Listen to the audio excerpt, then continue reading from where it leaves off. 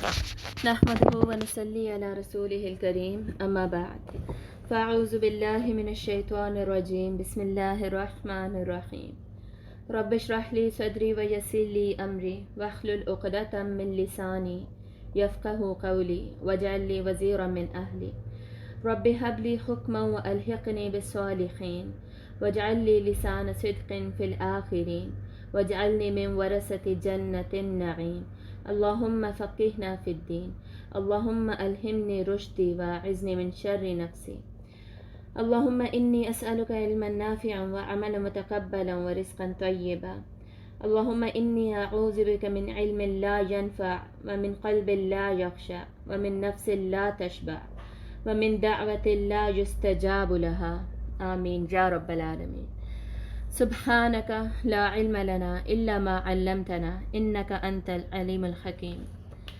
آج ہم انشاءاللہ اللہ تعالیٰ کے فضل و کرم سے سورۃ الممتحنہ کا سٹارٹ کریں گے، جو کہ بیسکلی 28 پارے کی تھرڈ سورت ہے اور اس کی ٹوٹل 13 آیات ہیں۔ ویسے سائز کے اعتبار سے یہ تھوڑی چھوٹی سورت ہے، لیکن 2.5 پیجز پر آلموسٹ آ جاتی ہے، کیونکہ اس کی کچھ آیات بہت زیادہ لمبی ہیں، لینتھ وائز کچھ آیات لمبی ہیں، اور اس میں بھی ٹاپک کی کنٹینویشن ہی ہے۔ جیسے پیچھے سورۃ المجادلہ سے جو ٹاپک کنٹینیو ہوا تھا وہی سورۃ الممتحنہ میں آگے جا رہا ہے۔ بیک گراؤنڈ بیسکلی وہی آگے ڈسکشن میں جا رہا ہے۔ ٹاپک میں آپ کو ابھی آگے جا کے بتاتی ہوں۔ ہم نے بات شروع کہاں سے کی تھی؟ مجادلہ میں ہم نے حزب اللہ اور حزب الشیطان کی تشکیل سے، ان کے مقاصد اور ان کی کریکٹرسٹک سے۔ اس کے بعد سورۃ الحشر میں ہم نے دیکھا وہ عملی اقدام کیا کرتے ہیں، خصوصاً حزب اللہ، اور ہم نے مجادلہ میں دیکھا تھا حزب الشیطان جو 3 طرح کے، جن سے آپ صلی اللہ علیہ وآلہ وسلم کا ڈائریکٹ واسطہ تھا، منافقین تھے، پھر یہودی تھے اور پھر مشرکین مکہ تھے۔ 3 کیٹیگریز تھی دشمنوں کی، ٹھیک ہے؟ تو مجادلہ میں منافقین پہ زیادہ فوکس تھا، حشر میں یہودیوں پہ زیادہ فوکس تھا، ممتحنہ میں مشرکین مکہ پر زیادہ فوکس ہے۔ مسلمان ورسز مشرکین مکہ، بیسکلی یہ یہاں پر اب ہم دیکھنے جا رہے ہیں۔ فرق کیا ہے؟ بہت واضح فرق یہاں پر یہ ہوگا کہ مشرکین مکہ کے ساتھ جو مدینہ کے مہاجرین ہیں اب ان کی رشتہ داریاں تھیں، ٹھیک ہے؟ منافقین کے ساتھ ایز سچ کوئی رشتہ داریاں وغیرہ والا مسئلہ نہیں تھا۔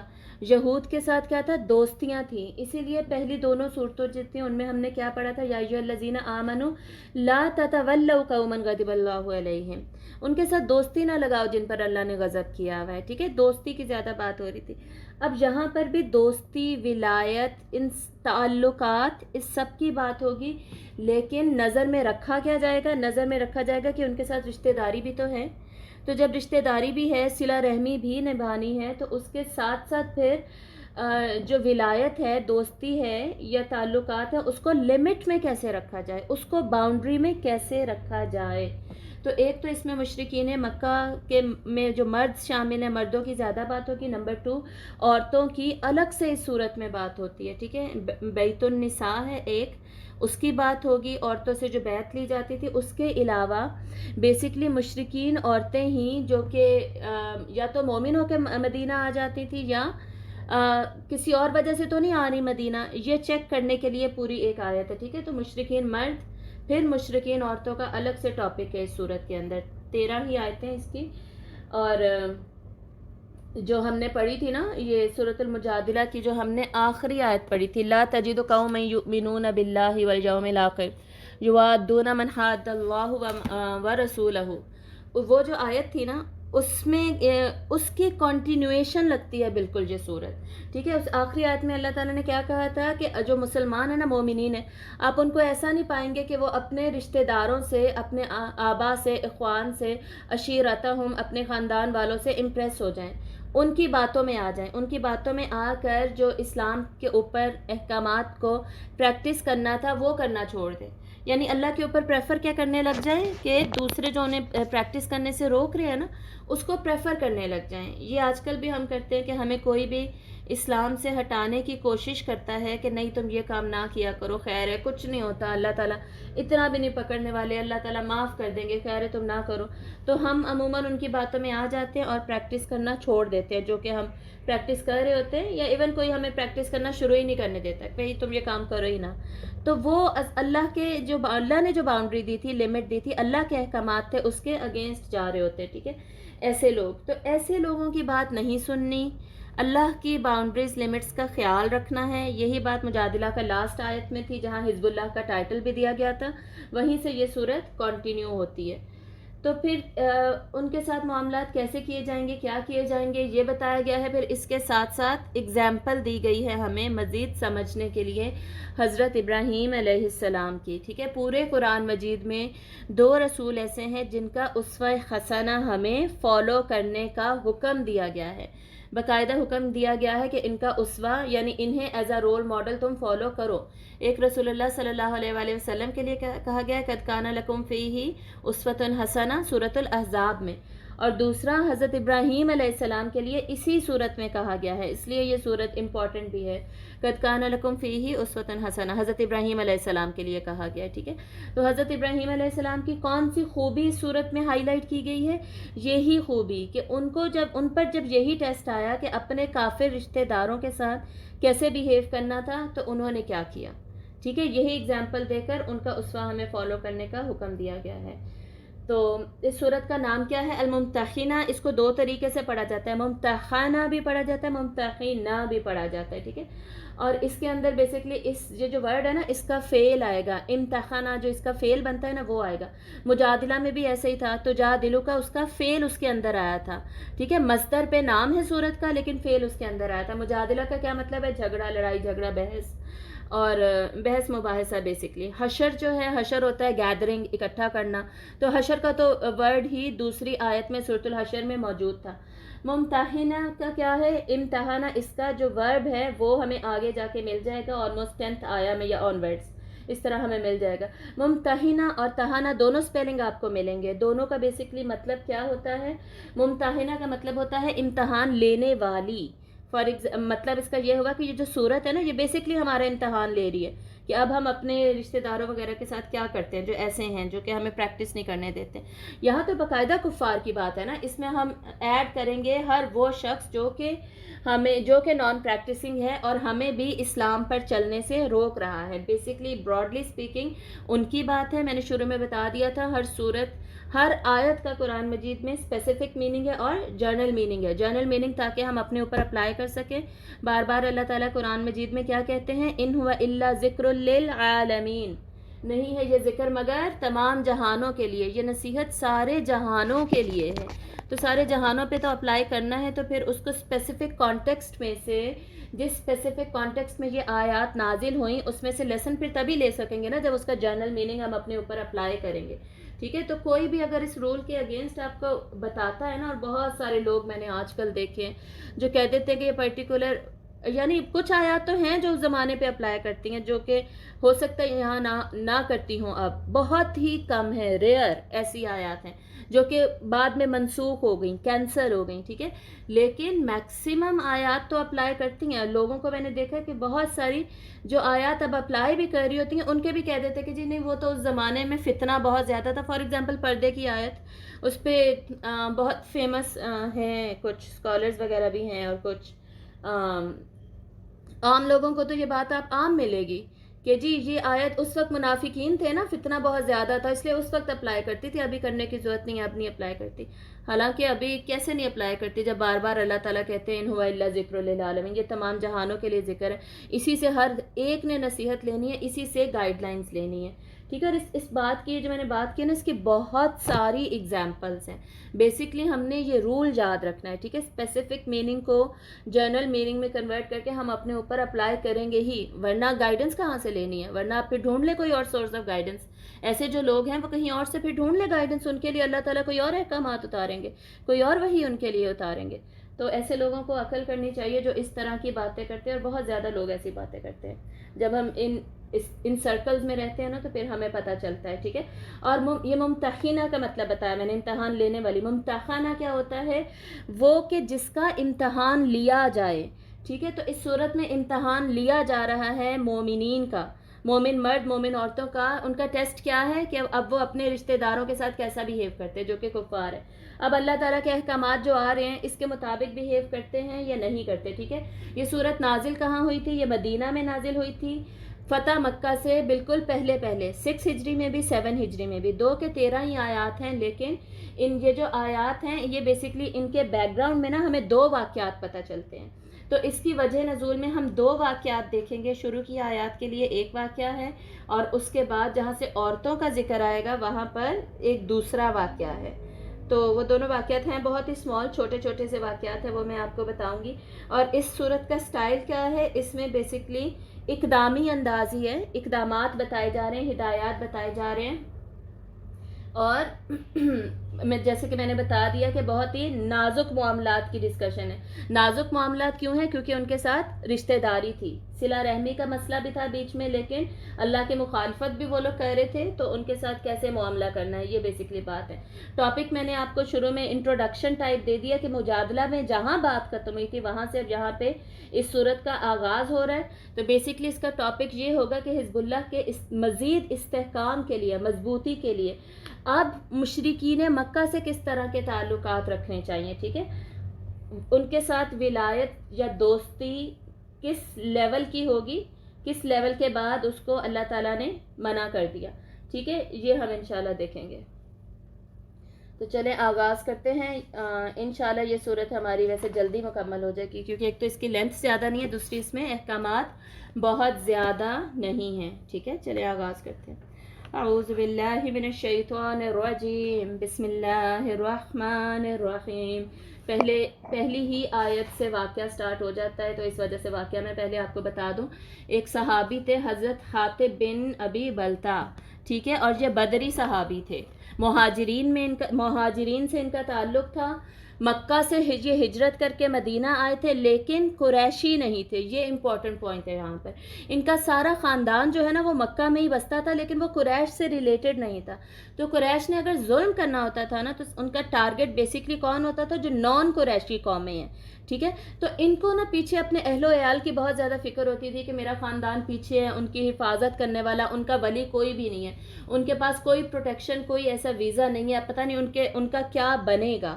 ٹھیک ہے، اس وجہ سے اپنی فکر کی وجہ سے بیسکلی انہوں نے کیا کیا، ان سے ایک مسٹیک ہو گئی. ٹھیک ہے، ایک تو ہم نے یہ یاد رکھنا ہے جب بھی ہم انبیاء کی بات کریں گے، ایون اس کے بعد صحابہ کی بات کریں گے، ہم نے اتنا خیال رکھنا ہے اپنی زبان کا، کہیں سے ہماری زبان سلپ نہیں ہونی چاہیے، کہیں سے کوئی غلط ورڈ نہ ہم بول دیں.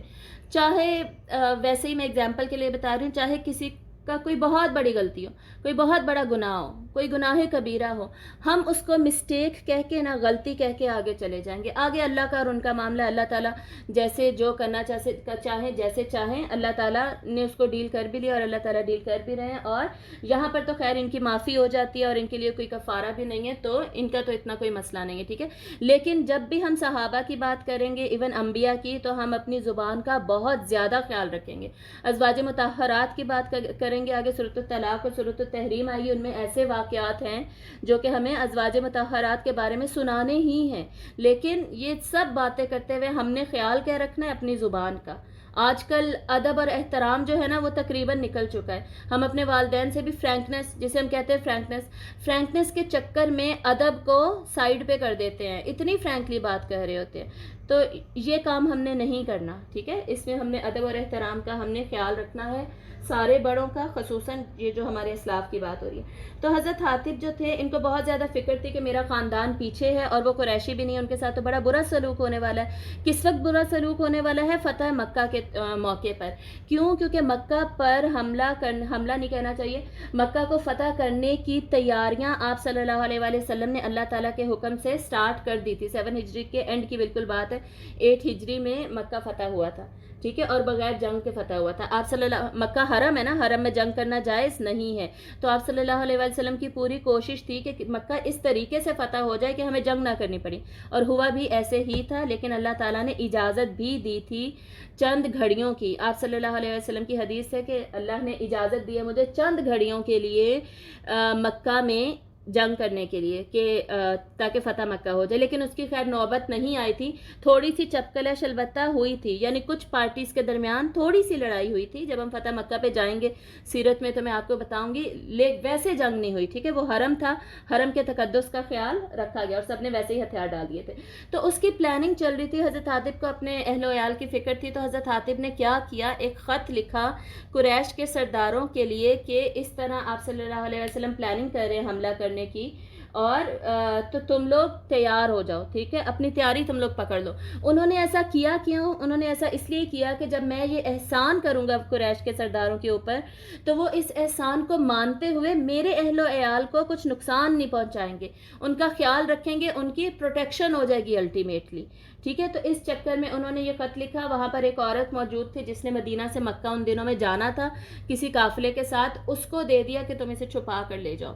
اب وہ عورت نکل چکی تھی، رستے میں تھی مدینہ سے مکہ کے درمیان، کہ حضرت جبرائیل علیہ السلام نے آپ صلی اللہ علیہ وسلم کو خبر دے دی کہ آپ کا جو اللہ تعالیٰ کے کہنے پر، ٹھیک ہے، اور آپ کو کہ آپ صلی اللہ علیہ وسلم کی جو پلاننگ ہے، جس منصوبے کو آپ چھپا رہے ہیں، تو یہ اس طرح حضرت حاطب نے یہ کیا ہے، اس عورت کے ہاتھ خط بھیجا.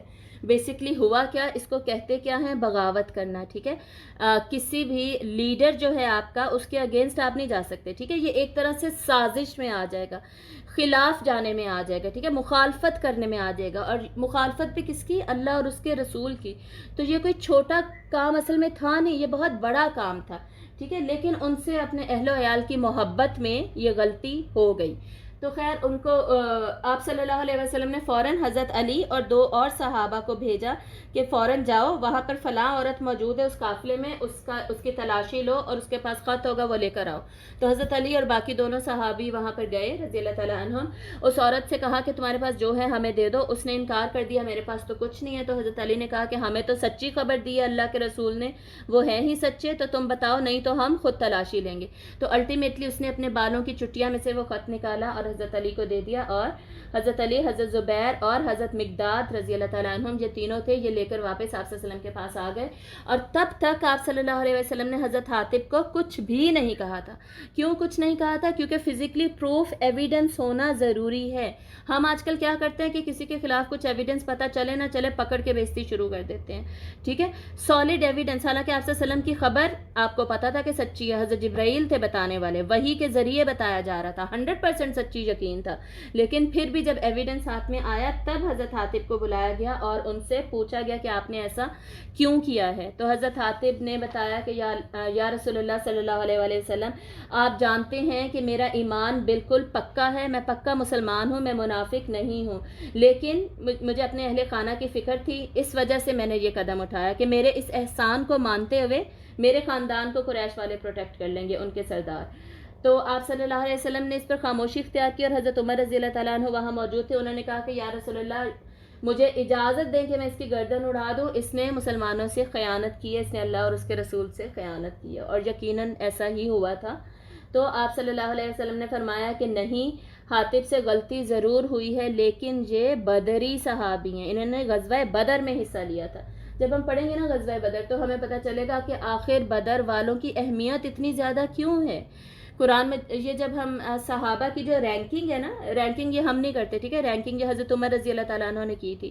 مہاجرین سب سے ٹاپ پہ آتے تھے، اس کے بعد بدری صحابی آتے تھے جنہوں نے بدر میں پارٹیسپیٹ کیا تھا. اتنی ان کا سٹیٹس، رینکنگ، اہمیت، ایون ان کے بارے میں احادیث اتنی زیادہ ملتی ہے. تو جب غزوہ بدر پڑھیں گے تب انشاءاللہ اس کی ڈیٹیل میں جائیں گے. یہاں پر صرف یہ بات مکمل کرتے ہیں. آپ صلی اللہ علیہ وسلم نے کہا کہ یہ بدری صحابی ہیں اور اللہ تعالیٰ تمام بدر میں حصہ لینے والے صحابہ کے اگلے اور پچھلے گناہ معاف کر چکے ہیں، سارے گناہ معاف کر چکے ہیں. تو مجھے امید ہے کہ اس کی یہ خطا بھی معاف ہو جائے گی. تو یہ سن کر حضرت عمر رونے لگے اور انہوں نے کہا کہ اللہ اور اس کے رسول ہی بہترین جانتے ہیں. اور یہاں پر یہ واقعہ ختم ہو جاتا ہے. اب ہمیں یہ پتہ چلتا ہے کہ ان کا یہ عذر جو تھا وہ قبول ہو گیا تھا حضرت حاطب کا. کیوں؟ کیونکہ ان کا کسی قسم کا کوئی کفارہ ہمیں نہیں پتہ چلتا، نہ اس صورت سے اور نہ ہی ویسے سیرت سے.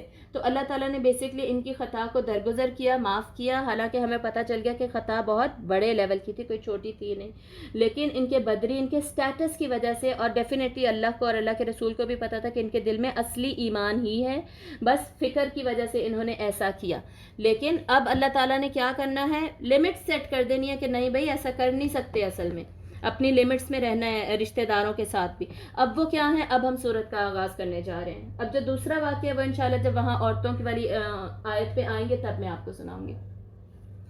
اعوذ باللہ من الشیطان الرجیم بسم اللہ الرحمن الرحیم یا ایہا الذین آمنوا لا تتخذوا عدوی وعدوکم اولیاء تلقون الیہم بالمودہ وقد كفروا بما جاءكم من الحق يخرجون الرسول وإياكم أن تؤمنوا بالله ربكم إن كنتم خرجتم جهادا في سبيلي وابتغاء مرضاتي تسرون إليهم بالمودة وأنا أعلم بما أخفيتم وما أعلنتم ومن يفعله منكم فقد ضل سواء السبيل. وَأَنَا، اس انا کو چھوٹا پڑھیں گے. اے لوگو جو ایمان لائے ہو، تم نہ بناؤ میرے دشمنوں کو اور اپنے دشمنوں کو مددگار، دوست، اولیاء. اولیاء کیا ہوتا ہے؟ بیسکلی ولی کون سا دوست ہوتا ہے؟ ولی بہت زیادہ قریبی دوست کو کہا جاتا ہے، جو کہ جس کے ساتھ بہت گرم جوشی کے لیول پر دوستی ہو، جس کی پشت پناہی کی جائے، جو کہ بیسکلی ڈیپینڈنٹ ہو آپ کے اوپر اور آپ ڈیپینڈنٹ ہوں اس کے اوپر. ٹھیک ہے، یہ ولایت کے رشتے میں ہونا نا بہت زیادہ ضروری ہے. تو مدد کس چیز سے، منع کس چیز سے کیا جا رہا ہے؟ بیسکلی ولایت کے رشتے سے منع کیا جا رہا ہے. آگے آپ دیکھیں گے انہی آیتوں میں آئے گا کہ کس چیز کو الاؤ کیا جا رہا ہے. ٹھیک ہے، تو یہ آیتیں پڑھتے ہوئے ہم نے سوچنا کیا ہے؟ ایک تو یہی بیک گراؤنڈ سوچنا ہے، دوسرا ہم نے یہ سوچنا ہے کہ ہماری جو صحبت ہے، ہم جن لوگوں کے ارد گرد رہتے ہیں وہ کس طرح کے لوگ ہیں. وہ کیا ہمیں اسلام پر عمل کرنے سے روکتے ہیں یا اسلام ہمیں سپورٹ کرتے ہیں؟ ہماری صحبت کس طرح کی ہے؟ اور پھر اگر برے لوگ ہیں تو ہم نے ان کے ساتھ کس طریقے سے ڈسٹینس مینٹین رکھنا ہے، ان کے ساتھ ولایت کا رشتہ رکھنے کی اجازت نہیں ہے. ٹھیک ہے، 3 طرح کے بیسکلی تعلقات کی ڈسکشن ہے اس صورت کے اندر، ہمیں تفسیر کی کتابوں میں ملتی ہے. ایک یہی ولایت کا، جس کو موالات بھی کہا جاتا ہے، کسی کو موالی بنا لینا، کسی کو ولی بنا لینا. ٹھیک ہے، اس میں نے آپ کو بتایا کہ ایسی پکی دوستی کہ ہم ایک دوسرے پر ڈیپینڈنٹ ہی ہو جائیں، یعنی اپنے کاموں کے لیے، اپنی ذمہ داریوں، فرائض، حقوق وغیرہ پورے کرنے کے لیے اتنے ڈیپینڈنٹ ہے کہ ان کے بغیر ہمارا کام ہی نہیں چل رہا. ٹھیک ہے، اس سے مکمل طور پر اس صورت میں منع کیا جا رہا ہے. کیوں؟ کیونکہ یہ ایمان کے منافی ہے، ایمان کے اگینسٹ چلا جاتا ہے. پھر ایک رشتہ آتا ہے، ایک تعلق آتا ہے جس کو ہم مدارات کہتے ہیں. ٹھیک ہے، یعنی بغیر کسی دلی تعلق کے، خاطر مدارات نہیں کہتے ہیں اردو میں بھی، بغیر کسی دل کا کوئی تعلق نہیں ہے لیکن ہم خاطر مدارات کہہ رہے ہیں، یعنی دل جڑا نہیں ہوا، ڈیپینڈنسی نہیں ہے، لیکن خیال رکھا جا رہا ہے، احترام دیا جا رہا ہے، عزت کی جا رہی ہے، ایک دوسرے کی بیسک نیڈز کا پھر بھی خیال رکھا جا رہا ہے. ٹھیک ہے، تو یہ سارا کچھ کرنا جائز ہے.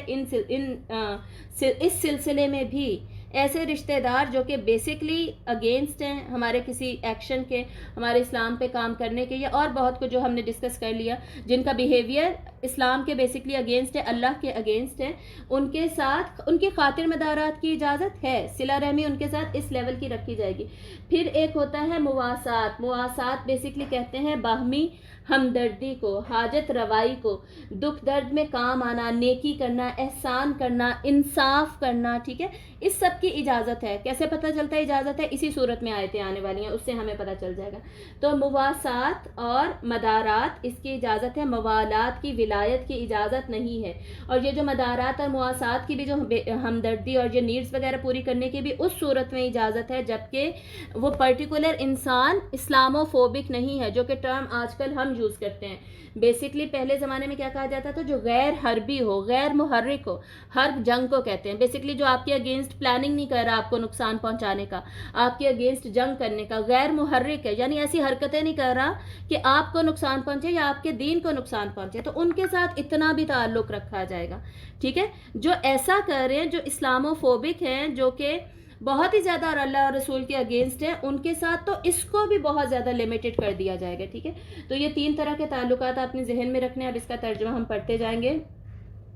اے لوگو جو ایمان لائے ہو، نہ تم بناؤ میرے دشمنوں کو اور اپنے دشمنوں کو ولی نہیں بنانا. اور یہ جو ولی بنانے کا ذکر ہے نا، یہ قرآن مجید میں صرف یہاں پر نہیں ہے، بہت زیادہ صورتوں میں ہے کہ ان کو ولی، یہود کو یا منافقین کو یا پھر یہ جو تھے مشرکین، ان کو ولی نہ بنایا جائے.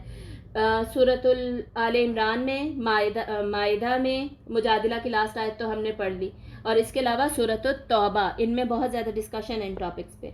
आगे क्या है, तुम डालते हो इनकी तरफ दोस्ती का पैगाम, यानी हज़रत आतिफ को कहा जा रहा है कि आप इनकी तरफ दोस्ती का पैगाम भेज रहे हैं, हालांकि यकीनन इन्होंने इनकार किया उसका जो आपके पास हक के तौर पर आ गया था।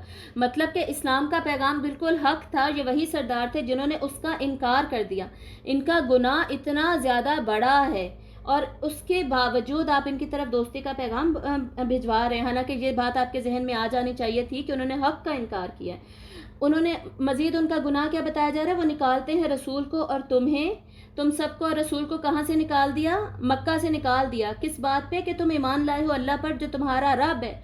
तुम्हारे अपने रब पर ईमान लाने की वजह से तुम्हें अपने घरों से बेघर कर दिया, तुम उनकी मदद कर रहे हो।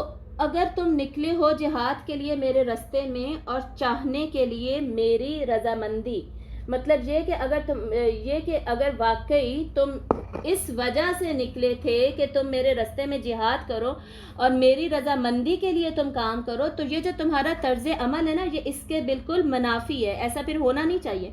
तो सिरूना इलैहिम बिल मवद्दा, तुम छुपा कर भेजते हो उनकी तरफ दोस्ती का पैगाम, और मैं खूब जानता हूँ उसे जो तुमने छुपाया है और जो तुमने जाहिर किया है, और जो कोई ऐसा करेगा तुम में से तो यकीनन वो सीधे रास्ते से भटक गया। ठीक है, तो यानी अगर कोई फिर भी इस पर अमल करता रहेगा, इन आयात के नाजिल होने के बावजूद वो फिर भी अगर ऐसा करता है तो वो फिर रास्ते से भटक जाता है, सीधे रास्ते से। बेसिकली जो उसको हिदायत मिली थी उससे वो फिर हट जाएगा, यानी वो मोमिन नहीं, फिर वो मुनाफिक कंसीडर होगा। ठीक है, लेकिन इनके बारे में हमने पढ़ लिया कि ये जो सहाबी हैं ये सहाबी ही थे, ईमान वाले थे, इनको अल्लाह और उनके रसूल सल्लल्लाहु अलैहि वसल्लम ने माफ़ कर दिया, और ये बदरी सहाबी थे और इनका बहुत बड़ा स्टेटस है। अब अगली आयत देखिए, इन यस्कफूकुम यकूनु लकुम अअदाअन व यबसुतू इलैकुम ऐदियहुम व अलसिनतहुम बिस्सूइ व वद्दू लौ तकफुरून। अगर वो तुम्हें पा लें तो वो तुम्हारे दुश्मन होंगे और वो दराज करेंगे तुम्हारी तरफ अपने हाथ और अपनी ज़ुबानें बुराई के साथ। यानी अगर तुम उन्हें मिल जाओ ना तो वो तुम्हें छोड़ने नहीं लगे, वो तुम्हें अपने हाथों से भी नुकसान पहुंचाएंगे और अपनी ज़ुबान से भी तुम्हारे खिलाफ बुराई की बातें ही करेंगे, तुम्हारी अगेंस्ट ही बातें करेंगे, और वो चाहेंगे कि काश तुम कुफर पर वापस आ जाओ, यानी जैसा हम कर रहे हैं ना वैसा ही तुम करने लग जाओ, वो यही चाहेंगे। तुम उनके साथ अच्छा करने का सोच रहे हो, वो कभी भी ऐसा नहीं चाहेंगे। ठीक है, बेसिकली जो हमें इस्लाम से हटाने की कोशिश कर रहे होते हैं उनकी क्या कोशिश होती है, यही होती है कि काश हम प्रैक्टिस कर रहे हैं ना हम भी उनकी तरह हो जाएं। अगर वो बहुत ज़्यादा गॉसिप कर रहे हैं, बैक बाइटिंग कर रहे हैं, तो हम उन्हें मना करें, वो कहेंगे क्या यार कुछ नहीं होता, कोई मसला नहीं है, इतनी छोटी सी बात पे तुम इशू बना रही हो, इससे क्या होता है, अल्लाह ताला माफ़ करने वाले, वगैरह वगैरह। हम ये बातें सुनते रहते हैं। ठीक है, हम सब ये बातें सुनते हैं। तो ये लोग क्या कोशिश करते हैं कि हमें उनकी तरह बना लें, बजाय ये कि वो हमारी तरह हो जाए। ठीक है, ये इस आयत में पॉइंट आउट किया जा रहा है। लन तंफअकुम अरहामुकुम वला औलादुकुम यौमल क़ियामति यफ़सिलु बैनकुम वल्लाहु बिमा तअमलून बसीर। हरगिज़ नहीं फ़ायदा देंगे तुम्हें, ना तुम्हारी रिश्तेदारियाँ और ना ही तुम्हारी औलाद। क़यामत के दिन वो फैसला करेगा दरमियान तुम्हारे। यौमल क़ियामा, ये जो यौमल क़ियामा है ना, यहाँ पर ये पिछले वाले हिस्से के साथ भी कनेक्ट कर रहा है और यफ़सिलु बैनकुम अगले वाले हिस्से के साथ भी कनेक्ट कर रहा है। ठीक है, बेसिकली इसमें वक्फ होना चाहिए था, या तो औलादुकुम पे वक्फ होना चाहिए था, और अगर कंटिन्यू करें तो क़ियामा पे बेसिकली एक पॉइंट पे वक्फ होना चाहिए यहाँ पर। तो मैं इसे दोबारा पढ़ लेती हूँ। लन तंफअकुम अरहामुकुम वला औलादुकुम यौमल क़ियामा यफ़सिलु बैनकुम वल्लाहु बिमा तअमलून बसीर। तो क़यामत के दिन क्या होगा, हरगिज़ कोई रिश्तेदारी, कोई औलाद या जिनकी तुम अब भलाई चाह रहे हो ना, ये तुम्हारे काम नहीं आने वाले। तो अगर हम दुनिया में अपने रिश्तेदारों के, इवन अपने हस्बैंड की बातें सुन सुन के पर्दा भी छोड़ देते हैं, आईब्रोज बनाना शुरू कर देते हैं, आईब्रोज ना बनाने पे जो हम कायम थे उस अमल को हम छोड़ देते हैं, और भी बहुत कुछ इसमें एग्जांपल्स आती हैं।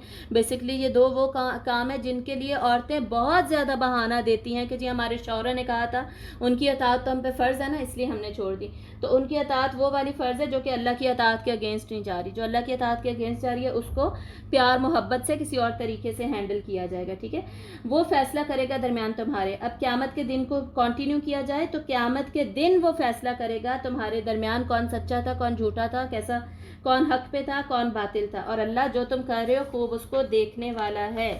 اللہ تعالیٰ خوب جانتا ہے جو تم کر رہے ہو. اب آگے مثال دی جا رہی ہے حضرت ابراہیم علیہ السلام کی, تاکہ ان کو فالو کیا جائے. ان کی مثال سے بیسکلی ہمیں ملے گا کیا حاصل, ہم کیا کریں گے, حاصل یہ کریں گے, ایک نمبر 1 کہ ہم اکیلے نہیں ہیں. ٹھیک ہے, اکیلے نہیں ہیں جن کے ساتھ رشتہ داروں نے ایسا کیا. حضرت ابراہیم بھی تھے تو ان کا کیسا اسوہ تھا یہ ہم نے دیکھنا ہے. دوسرا کہ ان سے ہم نے سیکھ لینا ہے کہ جب ایسے حالات ہو جائیں تو کیا کرنا چاہیے. قد كانت لكم أسوة حسنة في إبراهيم والذين معه إذ قالوا لقومهم إنا براء منكم ومما تعبدون من دون الله كفرنا بكم وبدا بيننا وبينكم العداوة والبغضاء أبدا حتى تؤمنوا بالله وحده إلا قول إبراهيم لأبيه لأستغفرن لك وما أملك لك من الله من شيء ربنا عليك توكلنا وإليك أنبنا وإليك المصير. یہ جو آخری حصے میں دعا ہے یہ آپ لوگوں نے یاد کرنی ہے, بہت ہی چھوٹی سی دعا, اس کو یاد کر لیجئے گا. یقیناً تمہارے لیے ہے حضرت ابراہیم علیہ السلام میں ایک اچھی مثال, اور ان لوگوں میں بھی جو اس کے ساتھ تھے, یعنی حضرت ابراہیم اور ان کی پیروی کرنے والے, ان کے فالوورز, ان کے صحابہ جو تھے, ان میں آپ کے لیے آلریڈی اگزامپل موجود ہے. جب انہوں نے کہا اپنی قوم سے کہ بے شک ہم اظہار برات کرتے ہیں تم سے, ہم تمہارے ساتھ کوئی تعلق نہیں رکھنا چاہتے. کس وجہ سے, اور کیونکہ وہ کسی اور کی عبادت کرتے تھے نا, انہی کو آگے ہائی لائٹ کیا جا رہا ہے. اور ان سے بھی جنہیں تم پوچھتے ہو, یعنی یہ جو تمہارے بت وغیرہ ہے نا, اور تم خود, ہم تم سب سے برات کا اظہار کرتے ہیں, ہمارا اس سب سے کوئی تعلق نہیں ہے. کفرنا بکم وبدا بیننا وبینکم العداوۃ والبغضاء ابدا, ہم نے انکار کیا تمہارا اور ظاہر ہو گئی ہمارے اور تمہارے درمیان عداوت اور بغض ہمیشہ ہمیشہ کے لیے. مطلب یہ کہ ہمارا اور تمہارا اگر کوئی مضبوط رشتہ بن سکتا ہے نا, وہ صرف اور صرف ایمان کی بیسس پر بن سکتا ہے. ادروائز تمہارے یہ جو کام ہے, دیکھیں جو اللہ تعالیٰ کے ساتھ سنسیئر نہیں ہوگا نا, جو اللہ کے کمانڈمنٹس, اللہ کے احکامات کو جو نہیں ماننا چاہتا, وہ ہمارے ساتھ کیسے سنسیئر ہو سکتا ہے. اس بات کو سمجھنے کی کوشش کریں. اگر پھر بھی یہ نہیں سمجھ آتا نا, اس کو اس طریقے سے سوچیں کہ کوئی ہمارے والدین کے ساتھ اگر سنسیئر نہیں ہے, ہمارے والدین کے ساتھ ہمیشہ برا سلوک کرتا ہے, کیا ہم اس کے ساتھ دوستیاں لگا کے رکھتے ہیں, کیا ولایت رکھتے ہیں ہم اس کے ساتھ, ہم اس کے ساتھ نارمل خاطر مدارات اور ہمدردی کا رشتہ رکھتے ہیں نا, اتنا ہی رکھتے ہیں, اس سے زیادہ نہیں رکھتے جو ہمارے والدین کا برا چاہ رہا ہوتا ہے, سنسیئر نہیں ہے ہمارے والدین کے ساتھ. ٹھیک ہے, تو اللہ کا تو پھر بہت ہی اتنا ہائی سٹیٹس ہے کہ اللہ کی خاطر کیا پھر ہم ان باتوں کو سمجھ نہیں سکتے. تو جب اس مثال کے ذریعے سے ہم دیکھیں گے نا, تو انشاءاللہ ہم اس کو سمجھ جائیں گے. یہ کوئی ایکسٹریم ڈیسیجنز نہیں ہے, یہ کوئی ایکسٹریم بیہیویئر نہیں ہے, بلکہ ہونا ہی ایسا چاہیے. دیکھیں اللہ تعالیٰ نے اگر کوئی ڈیویژن کی ہے نا, آپ صلی اللہ علیہ وسلم کی حدیث سب کو یاد ہوگی کہ کسی عربی کو اجمی پہ کوئی فوقیت نہیں ہے, کسی اجمی کو عربی پہ کوئی فوقیت نہیں ہے, مگر تقویٰ کے ذریعے. تقویٰ کے ذریعے اللہ تعالیٰ نے بائیفرکیشن البتہ کی ہے. اللہ تعالیٰ نے 2 گروہوں میں انسانوں کو بانٹا ہے, ایک حزب اللہ, ایک حزب الشیطان ہے. ایک اللہ والے ہیں, ایک شیطان کو فالو کرنے والے ہیں. ایک ایمان والے ہیں, ایک کفر منافقت وغیرہ وغیرہ وہ سارے والے ہیں. ٹھیک ہے, ایمان اور غیر ایمان, یہ ڈویژن البتہ اللہ نے کی ہے. تقویٰ کی بیسس پر اللہ نے ڈویژن کی ہے, اور اس کو ہمیں ماننا ہی پڑے گا. اور ہم اب اس کے علاوہ اب کسی بھی بیسس پر اگر ہم ڈسکریمنیشن کرتے ہیں, that is ethnicity, race, gender یا کوئی بھی اور چیز, جی, تو تقویٰ کے علاوہ کسی بھی بیسس پر اگر ہم ڈسکریمنیشن کرتے ہیں, that is on the basis of ethnicity, race, gender یا ایجوکیشن یا کلر, یا فلاں بندہ فلاں جاب کرتا ہے, یا نیشنلٹی, یا وہ اس صوبے سے بلانگ کرتا ہے, وہ اس سے نہیں بلانگ کرتا, یا لینگویج کی بیسس پر, تو یہ سارا کچھ الاؤڈ نہیں ہے, اس سے سختی سے منع کر دیا. لیکن اللہ تعالیٰ نے ایک فرق کیا ہے, اور وہ فرق کیا ہے, ایمان اور کفر کی بیسس پر, اور اس کو پھر ہمیں فالو کرنا ہی پڑے گا. باقی لوگ جو ڈویژنز کرتے ہیں آن دا بیسس آف لینگویج یا ریس یا ایتھنیسٹی وغیرہ, وہ کتنا برا ہے, اس کو تو ہم فالو کرتے ہوئے ہمیں جی ہم پاکستانی ہیں وغیرہ وغیرہ وغیرہ، اور دوسرے نیشنز کو کبھی برا سمجھ رہے ہوتے ہیں، یا کبھی ایک صوبے کے لوگ دوسرے صوبے کو برا سمجھ رہے ہوتے ہیں، ایک رنگ والے لوگ دوسرے رنگ کو برا سمجھ رہے ہوتے ہیں، جنہیں یہ آیات سمجھ نہیں آ رہی نا کہ یہ کیا بات ہوئی، یہ ڈسکریمنیشن ہے، یہ ایسا اتنا ایکسٹریم بیہیویئر، تو یہ کوئی ایکسٹریم نہیں ہے. جب ہم اس طرح کے کام غلط بیسس پہ جب ہم ڈسکریمنیشن کرتے ہیں یا ہم ڈویژنز کرتے ہیں، وہ ہمیں سمجھ نہیں آتی کہ ہم کتنا غلط کر رہے ہیں. اور اللہ نے صرف ایک ڈویژن دی ہے، اللہ کو ماننے والے اور اللہ کو نہیں ماننے والے. اس کو امپلیمنٹ کرتے ہوئے اپنی لائف میں ہمیں یہ سارے ایکسٹریم بیہیویئر یاد آ جاتے ہیں. حالانکہ اگر ہم اپنے رویے دیکھیں اور اس کی بیسس پر ہم ایگزامپلس جو میں ساتھ ساتھ دیتی ہوں، مثال ماں بچے وغیرہ وغیرہ کی یا رشتہ داروں کی، ان مثالوں کے ذریعے سے جب ہم بات کو سمجھنے لگتے ہیں تو ہمیں کلیئر نظر آنے لگ جاتا ہے کہ ہاں اللہ کے اصول جو ہیں اصل میں یہی پریکٹیکل ہے، اور یہی ہوں گے تبھی ہمیں آسانی ہوگی اور ہمیں بیسکلی کامیابی ملے گی. ٹھیک ہے، تو یہاں پر ہو کیا رہا تھا کہ ہمارے اور تمہارے درمیان جو ہے عداوت اور بغض کا سلسلہ ہمیشہ ہمیشہ کے لیے شروع ہو گیا ہے. یعنی اب ہمارے درمیان یہی رشتہ رہے گا جب تک کہ تم اللہ تعالیٰ کو مانتے نہیں ہو، یہاں تک کہ حتیٰ تؤمنوا باللہ وحدہ، یہاں تک کہ تم ایک اکیلے اللہ پر ایمان لے کر نہیں آتے، یعنی کہ کوئی بھی اس کے ساتھ شرک نہیں کرتے. مگر اللہ، یہاں سے اب دھیان سے سننا ہے، مگر حضرت ابراہیم علیہ السلام کا یہ کہنا اپنے والد سے کہ میں یقیناً ضرور آپ کے لیے بخشش مانگوں گا اور نہیں میں مالک آپ کے لیے اللہ سے کسی بھی چیز کا. یہ جو پورا واقعہ ہے نا، یہ بیسکلی سورہ مریم میں آتا ہے آیت نمبر 46 آنورڈز. ٹھیک ہے، جس میں حضرت ابراہیم علیہ السلام کہتے ہیں، جس میں ان کے والد بیسکلی ان کو کہتے ہیں کہ آپ یہاں سے نکل جائیں، آپ یہاں نہیں رہ سکتے کیونکہ آپ ہمارے بتوں کو برا بھلا کہتے. تو حضرت ابراہیم کہتے ہیں کہ جی ٹھیک ہے میں جا رہا ہوں، آپ پر سلام، لیکن میں آپ کے لیے اپنے رب سے استغفار کرتا رہوں گا کیونکہ وہ مجھ پہ بڑا مہربان ہے، وہ میری بات مان لے گا، وہ آپ کو معاف کر دے گا.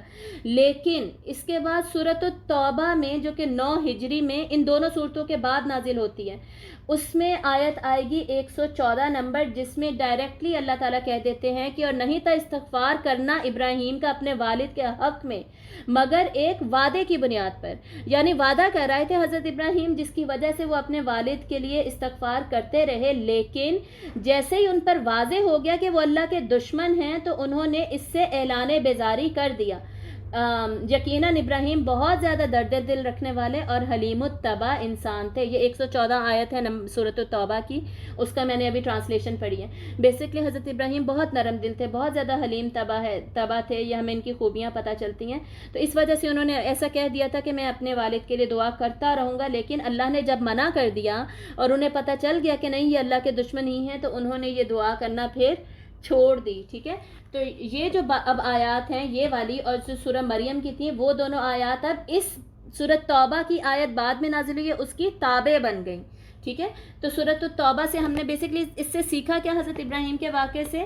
اللہ تعالیٰ یہاں کیا کہہ رہے ہیں کہ مگر اس کا یہ کہنا، یعنی اس کا یہ کہنا ٹھیک نہیں تھا. اللہ تعالیٰ کے اگینسٹ جو لوگ جاتے ہیں ان کے لیے مغفرت کی دعا کرنا، ان کے ساتھ ولایت رکھنا، اس میں سے کچھ بھی جائز نہیں ہے، منع کر دیا گیا ہے. ٹھیک ہے، جس کو اللہ تعالیٰ نے سورۃ التوبہ میں ایکسپلین کر دیا.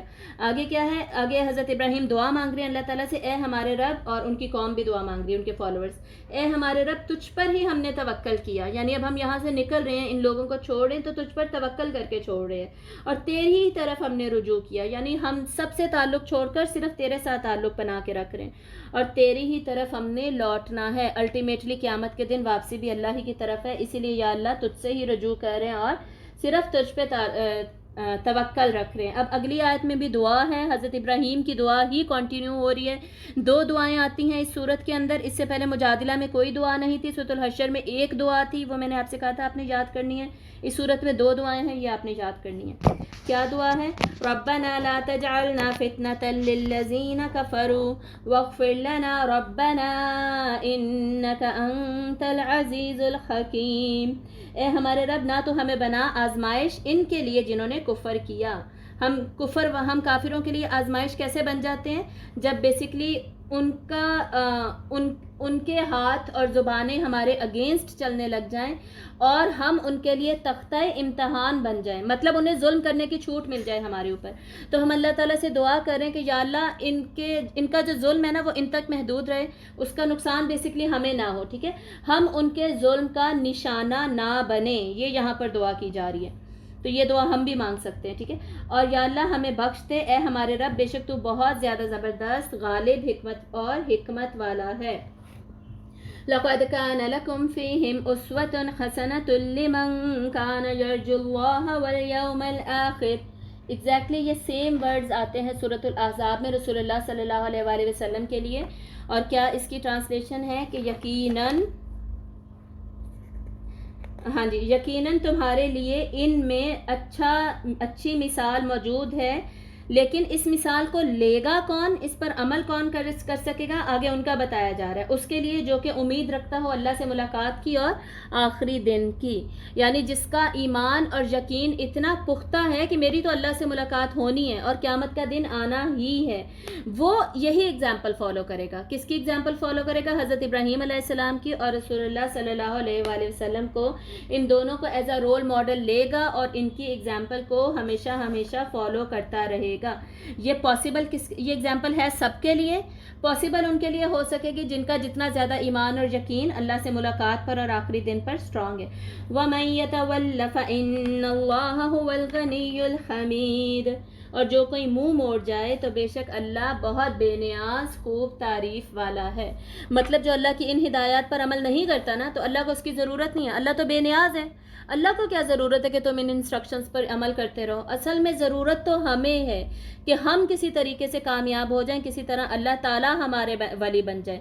اللہ ولی المؤمنین، اللہ مومنین کا ولی ہے۔ اللہ مولاکم، اللہ مولا ہے تمہارا، بار بار اللہ تعالیٰ قرآن مجید میں یہ کلیئر کرتے ہیں۔ تو اگر ہم چاہتے ہیں نا اللہ تعالیٰ ہمارے ولی بن جائے، تو یہ جو ولایت کے رولز ہمیں بتائے جا رہے ہیں ان پر ہمیں عمل کرنا پڑے گا، ورنہ اللہ کو کیا پرواہ، اللہ بے نیاز ہے اور اللہ خود بخود ہی تعریف والا ہے، ہم تعریف کریں نہ کریں، اللہ کی تعریف خود ہی کی ہے ساری کی ساری۔ عسى الله أن يجعل بينكم وبين الذين عاديتم منهم مودة والله قدير واللہ غفور الرحیم۔ امید ہے اللہ کہ وہ ڈال دے گا تمہارے درمیان اور ان کے درمیان جن سے تمہاری عداوت ہے دوستی، یعنی تم امید رکھو، اچھی ہوپ رکھو، انشاءاللہ ان کے دل بھی پگھل جائیں گے، بدل جائیں گے، اللہ تعالیٰ دوستی ڈال دیں گے۔ واللہ قدیر، اللہ خوب قدرت رکھنے والا، اللہ قادر ہے ان چیزوں پر، اللہ کیپیبل ہے، اللہ ایبل ہے۔ اور اللہ کی قدرت کیسی ہے؟ دو کوالٹیز میں نے بتائی تھی اللہ تعالیٰ کی ساری صفات کے لیے، انلمیٹڈ، اللہ کی قدرت انلمیٹڈ ہے، لامحدود ہے، دوسرا کامل ہے، پرفیکٹ ہے، مکمل ہے۔ تو امید رکھو، اچھی امید رکھو، دعا کرتے رہو، کوششیں کرتے رہو۔ یہاں پہ دیکھیں اللہ تعالیٰ کیا پتہ چل رہا ہے ہمیں، اللہ تعالیٰ کتنے نرم ہیں، اللہ تعالیٰ کی نرمی، اللہ کی محبت ہمارے لیے کتنی زیادہ ہے۔ اللہ کو فکر ہے کہ جی ہمیں اپنے رشتہ داروں کی فکر ہے، ہم اس وجہ سے ان کے ساتھ دوستی رکھ رہے تھے، تو اللہ تعالیٰ کہنے فکر نہ کرو، میں سارے معاملات کو ٹھیک کر دوں گا۔ صحیح ہے، یہاں پہ ہمیں ایک ہوپ دلائی جا رہی ہے، اور اللہ بہت بخشنے والا، نہایت رحم کرنے والا ہے، مطلب کہ اگر تم سے غلطیاں ہو بھی گئی ہیں تو اللہ بخشنے والا ہے، معاف کرنے والا، اللہ تمہیں بخش دے گا۔ لا ينهاكم الله عن الذين لم يقاتلوكم في الدين ولم يخرجوكم من دياركم أن تبروهم وتقسطوا إليهم۔ اللہ تعالیٰ کہہ رہے ہیں کہ میں تمہیں اس بات سے تو نہیں روک رہا کہ تم ان لوگوں سے بھی تعلقات ختم کر لو نہ جو کہ نہ تمہارے ساتھ جنگ کر رہے ہیں دین کے معاملے میں، اور نہ ہی انہوں نے تمہیں تمہارے گھر سے نکالا۔ تو بیسکلی جنہوں نے تمہارا کوئی نقصان نہیں کیا لیکن وہ مشرکین ہیں، ان کے ساتھ تم کیا کر سکتے ہو؟ ان تبروہم، نیکی تو تم ان کے ساتھ کر سکتے ہو، وتقسطوا الیہم، اور ان کے ساتھ تم انصاف کا معاملہ بھی کر سکتے ہو۔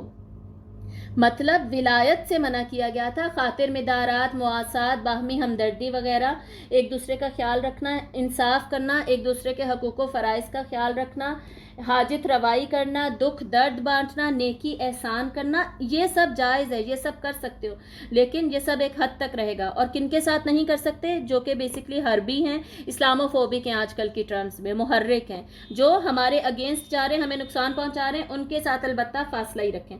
ان اللہ یحب المقسطین، بے شک اللہ پسند کرتا ہے، محبت کرتا ہے انصاف کرنے والوں سے، تو انصاف ضرور کرو۔ انصاف بیسکلی کس بات میں کیا جاتا ہے؟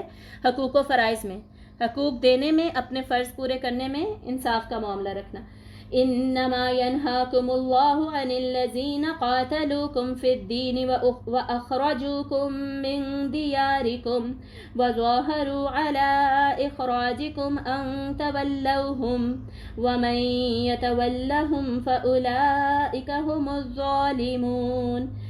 اللہ تعالیٰ بتا رہے کہ میں اب روکتا کس سے ہوں؟ جو اوپر لوگ تھے ان سے میں نہیں روک رہا۔ کس سے روک رہا ہوں؟ بے شک اللہ روکتا ہے ان سے جنہوں نے تمہارے دین کے معاملے میں تمہارے خلاف جنگ کی اور انہوں نے تمہارے گھروں سے تمہیں نکالا اور تمہارے نکالنے پر ایک دوسرے کی مدد بھی کی، یعنی کوئی ڈائریکٹلی انوالو نہیں تھا لیکن انڈائریکٹلی انوالو تھا، اس سے بھی تمہیں منع کیا جا رہا ہے۔ اور کس چیز سے منع کیا جا رہا ہے؟ کہ ان تولوہم، کہ تم ان کے ولی بنو یا وہ تمہارے ولی بنیں، ان کے ساتھ تمہارا ولایت کا ایسے پکی دوستی کا رشتہ ہو کہ تم ان کے اوپر ٹوٹلی ڈیپینڈنٹ ہو یا وہ تمہارے اوپر ٹوٹلی ڈیپینڈنٹ ہو، اس چیز سے منع کیا جا رہا ہے۔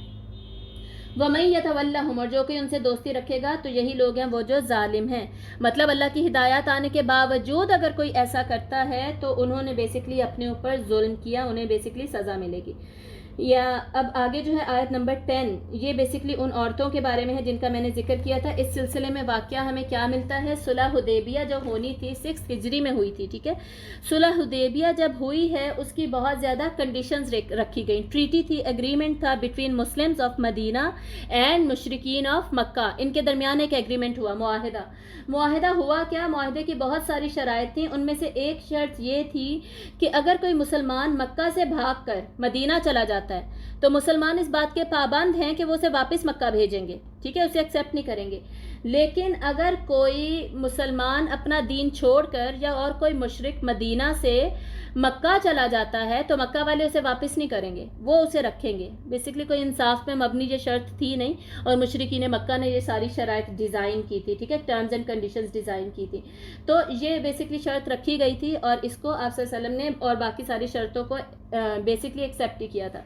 اس شرط کی بیسس پر ہونے البتہ یہ لگا کہ کچھ خواتین مکہ سے ہجرت کر کے مدینہ آ گئیں جو کہ وہاں پہ کفر کو چھوڑ کر ایمان والی مسلمان ہو چکی تھی، تو قریش نے مطالبہ کیا کہ جی ہماری ٹریٹی تو یہ ہوئی تھی کہ جو بھی مکہ سے مسلمان ہو کر مدینہ آئے گا اسے آپ واپس کریں گے، تو آپ صلی اللہ علیہ وسلم نے انہیں جواب دیا کہ یہ جو ٹرمز اینڈ کنڈیشنز ہیں، جو شق ہے اس میں رجال کا لفظ لکھا گیا ہے، مردوں کا لفظ لکھا گیا ہے، نساء عورتوں کا تو کہیں ذکر ہی نہیں ہے۔ حالانکہ ہم بہت اچھی طرح جانتے ہیں کہ جب ان جنرل ڈسکشن ہو رہی ہوتی ہے، جب کوئی کہتا ہے کہ انسان کو یا آدمی کو ایسا نہیں کرنا چاہیے تو اس میں عورت انکلوڈیڈ ہوتی ہے، ٹھیک ہے، لیکن آپ صلی اللہ علیہ وسلم نے یہاں پر کیا کیا؟ بینیفٹ آف ڈاؤٹ لیا گیا، ٹھیک ہے، بینیفٹ آف ڈاؤٹ ایسے مقامات پر لیا جا سکتا ہے، سنس لکھا رجال تھا آپ نے اس کو کہتے ہیں لیٹر اینڈ اسپرٹ، جو کہ ورڈز لکھے گئے تھے ڈائریکٹ ورڈز میں لیا کہ نہیں بھی رجال لکھا ہے تو یہ مردوں پہ اپلائی ہوتا ہے، عورتوں کو تو ہم نہیں واپس کرتے کیونکہ نساء کی تو بات ہی نہیں ہوئی تھی، ٹھیک ہے۔ اب اس سلسلے میں پھر یہ آیات نازل ہوئیں کہ جب ایسی عورتیں آپ کے پاس آتی ہیں تو بیسکلی آپ نے کرنا کیا ہے؟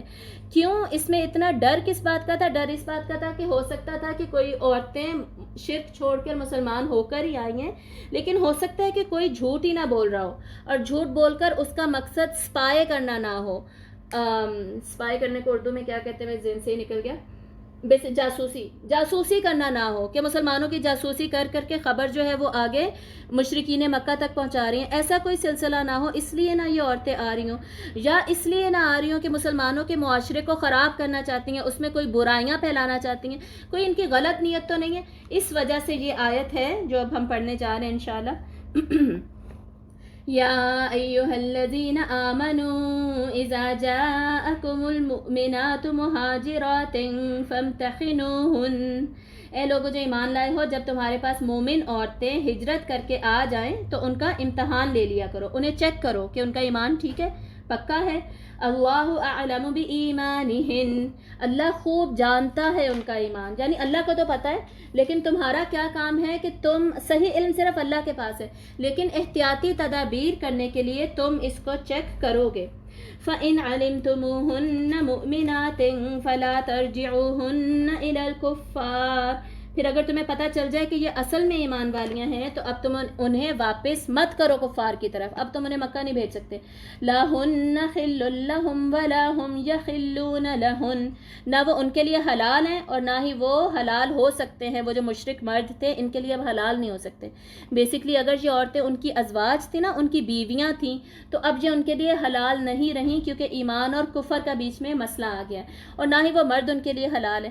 تو اب کرو کیا، وَآتُوهُم مَا أَنفَقُوا، انہیں وہ دے دو جو خرچ کیا گیا تھا. مطلب یہ کہ کفار نے جب شادیاں ان سے کی تھی تو جو مہر خرچ کیا تھا نا، مسلمان مرد اب کیا کریں، وہ مہر ان کو واپس کر دیں. ٹھیک ہے، مہر ان پر واپس کر کے پھر کیا کریں، وَلَا جُنَاحَ عَلَيْكُمْ أَن تَنكِحُوهُنَّ إِذَا آتَيْتُمُوهُنَّ أُجُورَهُنَّ، تم پر اب کوئی گناہ نہیں ہے اگر تم ان سے نکاح کر لو اس کے بعد جب کہ ان کے پرانے مہر تم نے واپس کر دیے. تعلق تو ان کا آلریڈی پرانے شوہروں کے ساتھ ختم ہو گیا، لیکن سنس انہوں نے اپنا فرض پورا کیا ہوا تھا مہر دے کر، تو اب تمہارا یہ حق بنتا ہے کہ تم اگر ان عورتوں سے نکاح کا سوچ رہے ہو تو پہلے ان کے پرانے شوہروں کے مہر واپس کرو، مشرک شوہروں کے مہر واپس کرو، پھر ان عورتوں کے ساتھ نکاح کر لو، تم پر کوئی گناہ نہیں ہے. وَلَا تُمْسِكُوا بِعِصَمِ الْكَوَافِرِ وَاسْأَلُوا مَا أَنفَقْتُمْ وَلْيَسْأَلُوا مَا أَنفَقُوا، اور تم بھی نہ روک کر رکھو عصمتیں کافر عورتوں کی. مطلب اگر کوئی کافر مشرک عورتیں تمہارے نکاح میں ہیں، تم بھی انہیں مت روک کے رکھو، تم بھی اب انہیں آزاد کر دو، انہیں جانے دو اور تم مانگ لو جو تم نے خرچ کیا تھا، تم نے جو انہیں مہر دیا تھا وہ تم واپس ان سے لے لو، اور چاہیے کہ وہ مانگ لیں جو انہوں نے خرچ کیا تھا. یعنی دونوں طرح مہر، بیسکلی صرف یہاں پہ مہر کی بات ہو رہی ہے. ٹھیک ہے، باقی تحفے تحائف نہیں واپس لینے ہوتے، نہ ہی ان کی بات ہو رہی ہے. باقی جو تحفے تحائف ہیں نا، ان کی سورۃ الطلاق میں بھی بات آئے گی، سورۃ البقرہ میں بھی بات آئے گی، سورۃ النساء میں بھی بات آئے گی، وہاں پہ ڈسکشن کریں گے. مہر وہ حق ہے جو اللہ تعالیٰ نے واجب قرار دے دیا. وہ اگر تم لوگ عورتوں کو چھوڑ رہے ہو، ان سے بولو کہ تمہارا مہر واپس کر دیں. اگر وہاں سے عورتیں آ رہی ہیں، ان کے شوہروں کے مہر تم لوگ دے دو ان کو. ٹھیک ہے، ذالکم حکم اللہ یحکم بینکم، یہ اللہ کا فیصلہ ہے، وہ فیصلہ کرتا ہے تمہارے درمیان. واللہ علیم حکیم، اور اللہ بہت زیادہ علم والا ہے، بہت زیادہ حکمت والا ہے. یعنی اللہ نے یہ جو فیصلے کیے ہیں یہ اللہ کی علم اور حکمت کے اوپر بیسڈ ہیں، تو ہمیں کیا چاہیے، انہی احکامات پر عمل کیا جائے اور انہی کو فالو کیا جائے. یہاں سے ہم بہت امپورٹنٹ چیز کیا سیکھ رہے ہیں، یہ بہت زیادہ امپورٹنٹ چیز ہم سیکھ رہے ہیں کہ مہر کی کتنی زیادہ اہمیت ہے اسلام میں. جب بھی نکاح ہوتا ہے تو مہر جو ہے ایک تو وہ معروف طریقے سے طے کیا جائے گا. ٹھیک ہے، قرآن مجید میں آتا ہے کہ اسے معروف طریقے سے طے کیا جائے. اس کی ڈیٹیلز میں بھی جب ہم طلاق وغیرہ کی آیتیں آئیں گی تبھی ڈسکشن کریں گے. اور اتنا زیادہ امپورٹنٹ ہے مہر کہ پوری آیت میں بار بار حکم دیا جا رہا ہے کہ مہر واپس کر دو یا مہر لے لو. بیسکلی جو حق ہے وہ دوسرے کا فرض بن جاتا ہے، تو یہ اپنا فرض ضرور پورا کرو ورنہ ہوگا کیا، ورنہ پکڑ ہوگی. تو بیسکلی یہ عورت کے حقوق کی بھی ایک طریقے سے اہمیت ہے اور اس کے حقوق کی بھی پروٹیکشن کی جا رہی ہے. اور ان کو بیسکلی اگر ایک جگہ سے عورتیں آ گئی ہیں تو انہیں بے سہارا نہیں چھوڑا جا رہا. ٹھیک ہے، بلکہ ترغیب دی جا رہی ہے کہ تم ان سے نکاح کرو، واپس کر دو ان کے مہر، تم واپس کر دو. عورتوں کے پاس نہیں ہے پیسے، نہیں ہوں گے، تم مرد واپس کرو اور ان سے نکاح کر لو، ان کو سہارا دو. انہیں اس طرح بے سہارا معاشرے میں مت چھوڑ دو کہ وہ اب بیچاریاں کیا کریں کیا نہ کریں، جیسا کہ آج کل ہوتا ہے. طلاق یافتہ عورتوں یا بیوہ عورتوں کے لیے کتنا مشکل ہے رشتے ڈھونڈنا، چاہے ان کی بہت ہی کم عمر ہو. کنواری لڑکیوں کے نہیں آج کل رشتے مل رہے ہوتے، تو ایسی عورتوں کے لیے کیسے ملنے ہیں. اور آج کل پھر عورتیں سنگل رہنا، سنگل پیرنٹ بننا پریفر کر رہی ہوتی ہے بجائے کسی رشتے میں جانے کے. یہ بہت بڑا المیہ ہے ہماری سوسائٹی کا، بہت ہی بڑا المیہ ہے. ٹھیک ہے، بیسکلی طلاق وغیرہ اور بیوگی، جو بیوہ کوئی ہو جاتا ہے اس کے بعد بالکل ہی اس پہ فل سٹاپ لگا دینا، اس عورت کی زندگی کو ختم ہی کر دینا، کتنی بڑی زیادتی ہے. اس زیادتی پر کتنی زیادہ بات ہے قرآن مجید میں. ایون یہ آیت بھی اسی کو بار بار ایڈریس کر رہی ہے کہ ان کے ساتھ نکاح کر لو، مہر وغیرہ کا معاملہ کلیئر کرو، نکاح کر لو ان کے ساتھ. اور کیوں کر لو، اسی میں معاشرے کی پاکیزگی ہے. ٹھیک ہے، اگر یہ نکاح نہیں ہوں گے تو معاشرے میں بدکاری، زنا، بہت سارے حرام ریلیشن شپس، بہت زیادہ غلط حرکتیں پھیلنے کا، فحاشی بے حیائی پھیلنے کے چانسز بہت زیادہ بڑھ جاتے ہیں. آج کل ہم سنگل پیرنٹ ہونا یا ان سارے معاملات کے بعد شادی نہ کرنا پریفر کرتے ہیں، غلط کرتے ہیں. اللہ تعالیٰ نے منع کیا. کیوں اللہ نے منع کیا؟ تاکہ معاشرے کی حفاظت کو ہو سکے. اب کوئی کہتا ہے کہ جی نہیں میرا تو دھیان ہی نہیں جاتا ان چیزوں میں نے اتنا بڑا گناہ میں تو کر ہی نہیں سکتی، میں تو کر ہی نہیں سکتا، تو یہ بالکل غلط ہے. ٹھیک ہے، شیطان ہر ایک کے ساتھ جڑا ہوا ہوتا ہے اور ہر ایک کو شیطان بہکاتا ہے حرام ریلیشن شپس کے لیے. اور فحاشی اور بے حیائی کتنی ہمارے معاشرے میں پھیل چکی ہے، سامنے اتنی پھیل چکی ہے تو بیک سائڈ پہ پیچھے تو پتہ نہیں کیا کچھ ہوتا ہوگا. ٹھیک ہے، تو اس کو پریونٹ کرنے کے لیے، اس کو بچانے کے لیے ہمیں یہ دوسری شادیاں، تیسری شادیاں، چوتھے نکاح یہ ہمیں کامن عام کرنے ہی ہوں گے، کرنے ہی پڑیں گے. ورنہ یہ معاشرے کی جو پاکیزگی کا کانسیپٹ ہمیں اسلام نے دیا تھا، اس کی پروٹیکشن کا جو کانسیپٹ دیا تھا، وہ تو بھائی نکلتا جا رہا ہے. ٹھیک ہے، اور یہ تینوں صورتوں میں پورے Islamic society, community building, Muslim society کی اقدار کیا ہونی چاہیے، ویلیوز کیا ہونی چاہیے، اسی پہ تو ہم بات کر رہے ہیں ساری. اور اسی میں سے پھر یہ ایک بہت زیادہ امپورٹنٹ پوائنٹ ہے جس کی کہ بیسکلی بات ہو رہی ہے. چلیے آگے دیکھیے. آگے اب یہ جو اگلی 3 آیتیں رہ گئی ہیں، تینوں آیتیں اسی کی کنٹینیویشن ہے. ٹھیک ہے، وَإِن فَاتَكُمْ شَيْءٌ مِّنْ أَزْوَاجِكُمْ إِلَى الْكُفَّارِ فَعَاقَبْتُمْ فَآتُوا الَّذِينَ ذَهَبَتْ أَزْوَاجُهُم مِّثْلَ مَا أَنفَقُوا وَاتَّقُوا اللَّهَ الَّذِي أَنتُم بِهِ مُؤْمِنُونَ. اور اگر تمہاری بیویوں کے مہر میں سے کچھ کفار کی طرف رہ جائے تو جب بھی تمہیں موقع ہاتھ آئے تو جن لوگوں کی بیویاں جاتی رہی ہیں انہیں اتنی ہی رقم ادا کر دو جتنی انہوں نے خرچ کی تھی. مطلب وہی حکم جو اوپر بھی دیا گیا تھا اسی کو مزید تاکید کے ساتھ دوبارہ کہا جا رہا ہے کہ یہ جو مہر کا معاملہ ہے اس میں کسی قسم کا ادھار مت رکھنا اور مہر دے دینا. ٹھیک ہے، خود ہی سے مہر دے دینا اور پھر ان عورتوں سے نکاح کر لینا. واتقوا اللہ، اور اللہ کا تقوی اختیار کرو جس پر کہ تمہارا ایمان ہے. تو تمہارا ایمان اللہ پر ہے، اس کا تقوی اختیار کرتے ہوئے ان ساری ہدایات کو فالو کرو. میں نے ریسنٹلی ابھی ایک اسکالر ہیں ان کے ساتھ ایک کورس کیا تھا emotional independence per, emotional independence of women. ٹھیک ہے، ایموشنلی عورت کو انڈیپینڈنٹ ہونا چاہیے، یہ اس پورے کورس کی ڈسکشن تھی. اور اس میں انہوں نے اتنا زیادہ اس بات کو ہائی لائٹ کیا کہ ہم عورتیں کیا کرتی ہیں، جذباتی طور پر ایموشنلی ایک انسان کے ساتھ اٹیچ ہو جاتی ہیں. فار ایگزامپل وہ ہمارا شوہر ہے، اتنا زیادہ اٹیچ ہو جاتے ہیں ہم، اتنا ڈیپینڈنٹ ہو جاتے ہیں کہ جی ہم اس کو اگر دوسری شادی کا اللہ نے حق دیا ہے نا، ہم اس پہ فل سٹاپ لگا دیتے ہیں کہ نہیں جی تم کر کے دکھاؤ، تم تو نہیں کر سکتے بھائی، میں ہی ہوں تمہارے لیے، میں ہی تمہارے ساتھ ایموشنلی اٹیچڈ ہوں، میں تم پہ اتنی ڈیپینڈنٹ ہوں، مر جائیں گے ہم، ہمارے لیے یہ دوسری شادی کا مسئلہ ساری دنیا کے مسئلوں سے زیادہ امپورٹنٹ ہوتا ہے. حالانکہ باقی مسائل زیادہ امپورٹنٹ ہونے چاہیے. اس معاملے میں اللہ نے ہمیں کہا ہے کہ عورت ایموشنلی انڈیپینڈنٹ رہے. بھائی اپنے اوپر دھیان دو، اپنی عبادات پر، اپنے معاملات پر. جو اللہ نے اس کو حق دیا ہے کہ وہ بیچاری دوسری بے سہارا عورتوں کو بھی سہارا دے دے تو بھائی اسے دینے دے. ہماری ساری ایموشنل ڈیپینڈنسی کیوں ہے اسی ایک بات پر؟ کیوں نہیں ہم ایسا کر سکتے؟ اور اتنے ہم سیلفش ہو جاتے ہیں اس بات پر آ کر، اتنے سیلفش ہو جاتے ہیں کہ بیچاری جو سنگل مدرز معاشرے میں ہیں جن کی ینگ ایج میں طلاقیں ہو گئیں یا بیوہ ہو گئیں، ہمیں اتنی سیلفشنس، اتنی خود غرضی کہ ہمیں ان کا احساس ہی نہیں رہتا. ٹھیک ہے، تکلیف ہوتی ہے، درد ہوتا ہے، محبت ہونی چاہیے، عزت ہونی، یہ سارے رشتے شوہر کے ساتھ ہوتے ہیں، لیکن جو اللہ نے اجازت دی ہے وہ بھی کسی وجہ سے دی ہے، وہ بھی اوور آل سوسائٹی. دیکھیں ہم پوری سوسائٹی کے لیے ڈیسیجن نہیں لے سکتے، اللہ نے ایک سسٹم دیا، اللہ نے دین کا نظام دیا ہے. تو جب تک ہم اللہ کے سسٹم کو امپلیمنٹ نہیں ہونے دیں گے نا تو معاشرے میں یہ برائیاں پھر پھیلتی جائیں گی، اور یہ جو کرائم ریٹ بڑھتا جا رہا ہے اور ہمارے ایمان کے بھی یہ حالات ہیں، یہ اس میں یہ سارا کچھ بیسکلی آ جاتا ہے. جہاں پر ہماری غلطیاں ہیں نا، وہ ساری غلطیاں اس ایمان کو لو کرنے میں رول پلے کرتی ہیں، معاشرے میں فحاشی اور بے حیائی پھیلنے میں رول پلے کرتی ہیں. تو ہمیں بہت زیادہ ضرورت ہے ہم عورتیں بھی ایموشنلی کچھ انڈیپینڈنٹ ہوں، اور شوہروں کے جو حقوق ہیں یا ان کا جو فرض ہے اس کو پورا کرنے سے ہم انہیں نہ روکیں. اور جو عورتیں بیچاری بے سہارا ہیں، ٹھیک ہے بھائی اگر کسی کو نہیں پسند دوسری تیسری چوتھی شادی اپنے شوہروں کی، آپ کوئی اور سولوشن بتائیں. آپ اللہ تعالیٰ نے جو سسٹم دیا ہے اس سسٹم کے اگینسٹ آپ اپنا کوئی سسٹم بتائیے، اس کے اگینسٹ آپ کوئی سجیشن دیجئے. ٹھیک ہے، آپ کوئی اس سے بھی زیادہ اچھا سسٹم بتا دیجئے. ٹھیک ہے نا، ایک سیکنڈ رکیے گا. پارٹیسپینٹس کی لسٹ. میری آواز سب کو کلیئر آ رہی ہے؟ ذرا مجھے بتائیے گا, میسج کیجیے گا.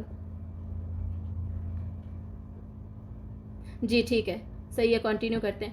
ٹھیک ہے, تو جو بہت زیادہ اگینسٹ ہے نا اللہ کے سسٹم کے, اللہ کے اس سسٹم کے, اس بے سہارا عورت کو پروٹیکشن دینے پہ, تو میں اس سے یہ کہوں گی کہ پلیز آپ اپنا سسٹم ذرا بتائیے.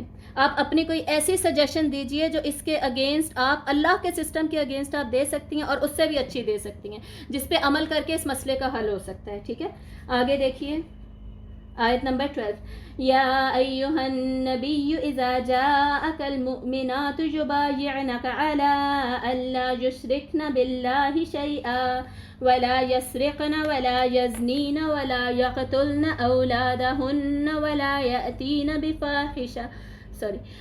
يأتين ببهتان يفترينه بين أيديهن وأرجلهن ولا يعصينك في معروف فبايعهن واستغفر لهن الله إن الله غفور رحيم.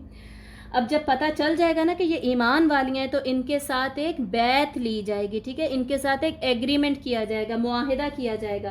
اور وہ ایگریمنٹ کیا ہوگا وہ یہاں پر بتایا جا رہا ہے کہ اے نبی صلی اللہ علیہ وسلم, جب آپ کے پاس ایسی مومن عورتیں آ جائیں, اب پتہ چل گیا کہ وہ ایمان والی ہیں, تو وہ بیعت کریں آپ سے, وہ آپ سے ایگریمنٹ کریں گی اس بات پر کہ نمبر 1, وہ اللہ کے ساتھ اب کوئی شریک نہیں ٹھہرائیں گی. ٹھیک ہے, پکا وعدہ کریں گی, یا تو ریٹن میں ایگریمنٹ ہوگا یا منہ سے کہہ کے وہ پکا وعدہ کریں گے کہ ہم ایسا نہیں کریں گے.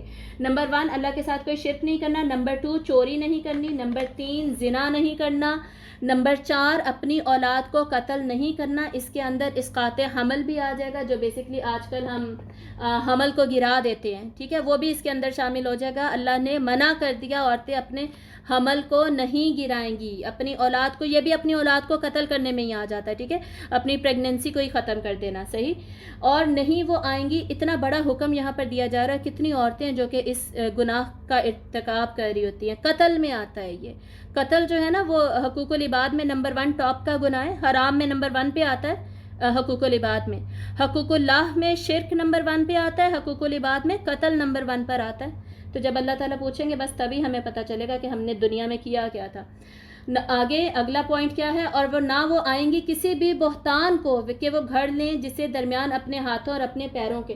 اس کا کیا مطلب ہے کہ وہ کسی پر بھی کوئی غلط بہتان نہیں لگائیں گی, مطلب کسی پر زنا کی تہمت نہیں لگائیں گی, کسی کا اسکینڈل نہیں بنائیں گی, کسی کے خلاف گاسپنگ نہیں کی جائے گی, کسی کے افیئرز نہیں بنائے جائیں گے. فلاں کو تو فلاں سے چکر چل رہا ہے, فلاں ایکٹر کا فلاں ایکٹریس سے چکر چل رہا ہے, فلاں سیلیبریٹی کا فلاں سے چکر ہے. ہم کیسے گاسپ کرتے ہیں ہم ان باتوں کے بارے میں. اللہ تعالیٰ کیا کہہ رہے ہیں کہ اس کی اجازت نہیں ہے. چاہے ہمیں کنفرم ہو ہم نے بہت ہی زیادہ کسی کو کسی کے ساتھ دیکھا ہو, ایون ٹی وی پہ تو پتہ ہی چل رہا ہوتا ہے ایکٹرز وغیرہ کا, لیکن جب اللہ نے منع کر دیا, ہمیں اپنی زبان بلا وجہ غلط کاموں میں چلانے کی ضرورت ہے کیا. ٹھیک ہے, ولا یاسینک فی معروف, اور وہ نہیں آپ کی نافرمانی کریں گی کسی بھی معروف میں, یعنی جو بھی حکم آپ صلی اللہ علیہ وسلم نے دے دیا اس کی نافرمانی نہیں کریں گی. یہ ٹوٹل شرائط ہیں جن شرائط کے اوپر اب ان مومن عورتوں سے بیعت لی جائے گی. تو بیعت کر لیجئے ان سے, اور ان کے لیے اللہ سے بخشش مانگیے. بے شک اللہ بہت بخشنے والا, رحم کرنے والا ہے. مطلب اگر ان میں سے کوئی غلطیاں ان سے پہلے ہوتی رہی ہیں تو اب ان کے لیے بخشش مانگیے, اللہ معاف کرنے والا ہے. اب اس صورت کو کنکلوڈ کیا جا رہا ہے لاسٹ آیت میں. جو شروع سے ٹاپک سٹارٹ ہوا تھا اس ٹاپک پہ واپس آ رہے ہیں. ان جنرل تمام مسلمانوں سے بات ہو رہی ہے. یا ایھا الذین آمنوا لا تتولوا قوما غضب اللہ علیہم, اے لوگوں جو ایمان لائے ہو تم دوست نہ بناؤ ایسے لوگوں کو جن سے کہ اللہ ناراض ہوا, اللہ کا غضب ہوا. تو میں نے آلریڈی بتا دیا تھا غضب اللہ علیہم, جہاں پر بھی یہ فریز آئے گا اس کا پرٹیکولر خصوصی میننگ کون ہے, یہودی ہی اس کا میننگ ہے. ٹھیک ہے, تو جو ارد گرد تمہارے یہود بستے ہیں ان کے ساتھ دوستیاں مت لگاؤ. یہ ایگزیکٹلی سیم فریز ہم آلریڈی کہاں پڑھ چکے ہیں, سورۃ المجادلہ میں. اور یہاں اس میں اور بھی سارے لوگ آ جائیں گے جن کو کہ علم ہے اللہ سچ ہے, اسلام سچ ہے, لیکن اس کے اگینسٹ چل رہے ہیں. اس میں وہ مسلمان بھی آ جائیں گے جو کہ جانتے ہیں اللہ کے احکامات سچے ہیں, پکے ہیں, لیکن اس پر عمل نہ خود کرتے ہیں نہ دوسروں کو کرنے دے رہے ہیں. تو اللہ تعالیٰ کیا کہہ رہے ہیں, ان سے دوستی نہ لگاؤ. قد یئسوا من الآخرۃ کما یئس الکفار من اصحاب القبور.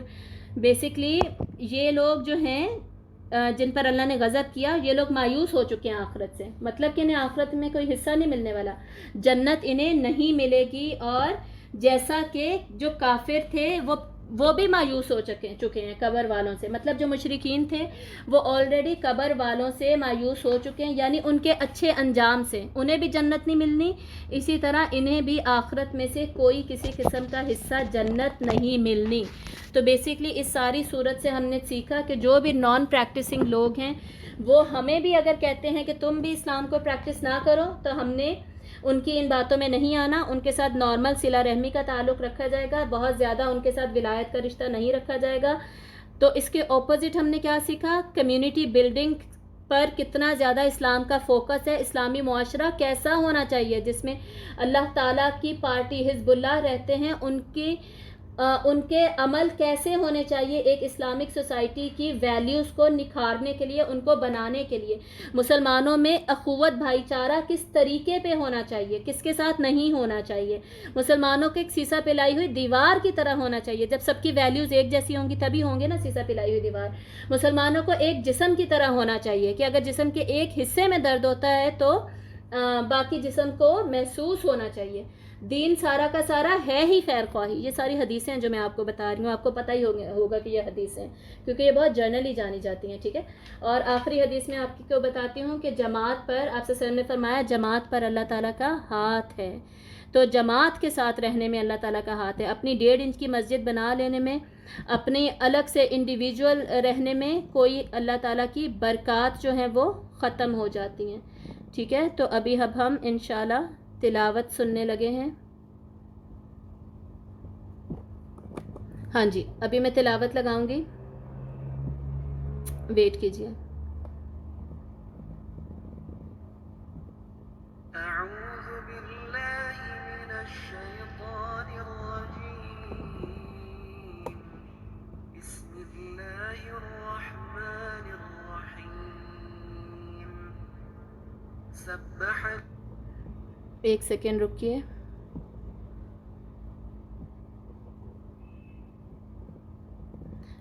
ریفریش کر کے میں لگاتی ہوں. اعوذ باللہ من الشیطان الرجیم، بسم اللہ الرحمن الرحیم. یا ایہا الذین آمنوا لا تتخذوا عدوی وعدوکم اولیاء تلقون إليهم بالمودة وقد كفروا بما جاءكم من الحق يخرجون الرسول وإياكم أن تؤمنوا بالله ربكم إن كنتم خرجتم جهادا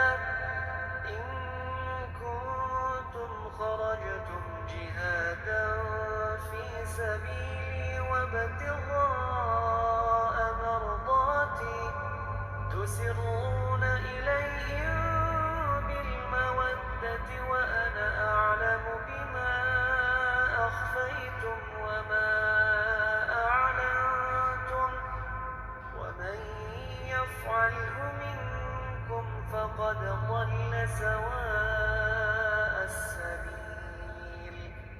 إن يثقفوكم يكونوا لكم أعداء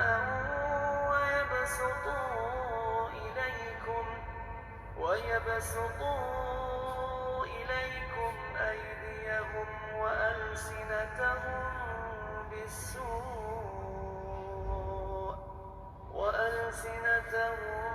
بالسوء وودوا لو تكفرون.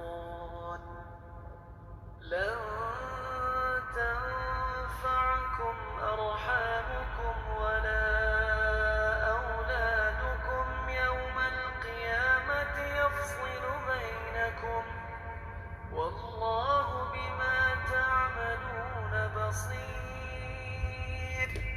قد كانت لكم أسوة حسنة في إبراهيم والذين معه إذ قالوا لقومهم إنا براء منكم ومما تعبدون من دون الله كفرنا بكم وبدا بيننا وبينكم العداوة والبغضاء أبدا حتى تؤمنوا بالله وحده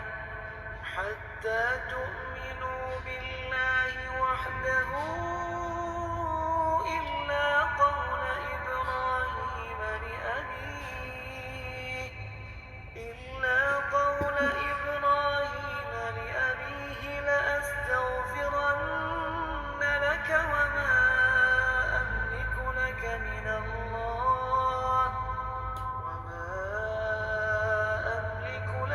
من الله من شيء ربنا عليك توكلنا وإليك أنبنا وإليك المصير ربنا لا تجعلنا فتنة للذين كفروا واغفر لنا ربنا إنك أنت العزيز الحكيم لقد كان لكم فيهم أسوة حسنة لمن كان يرجو الله واليوم الآخر ومن يتول فإن الله هو الغني الحميد عسى الله أن يجعل بينكم وبين الذين عاديتم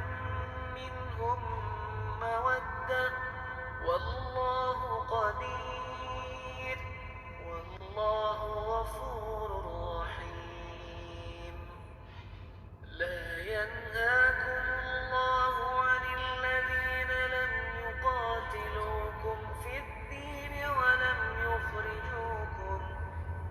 ولم يخرجوكم من دياركم أن تبروهم وتقسطوا إليهم إن الله يحب المقسطين إنما ينهاكم الله عن الذين قاتلوكم في الدين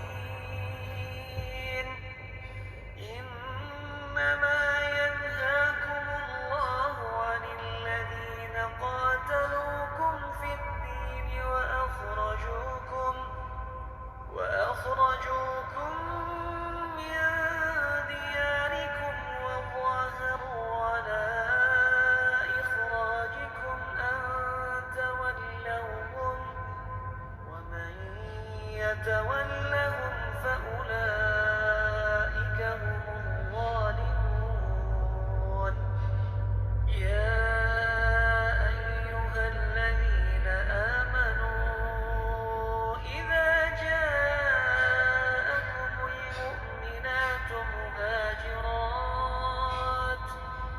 إذا جاءكم المؤمنات مهاجرات فامتحنوهن الله أعلم بإيمانهن فإن علمتموهن مؤمنات فلا ترجعوهن إلى الكفار لا هن حل لهم ولا هم يحلون لهن وآتوهم ما أنفقوا ولا جناح عليكم أن تنكحوهن إذا آتيتموهن أجورهن ولا تمسكوا بعصم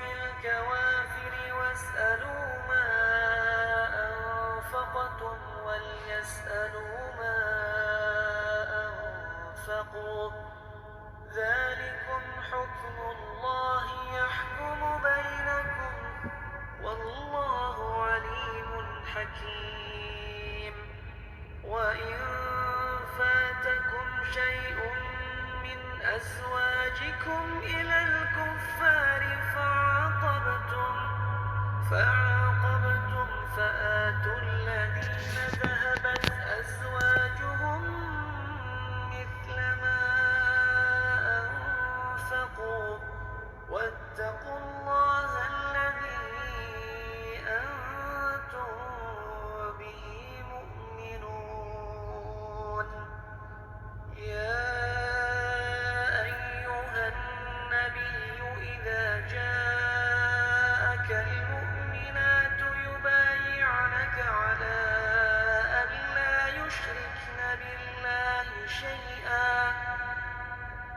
لا يشركن بالله شيئا ولا يسرقن ولا يزنين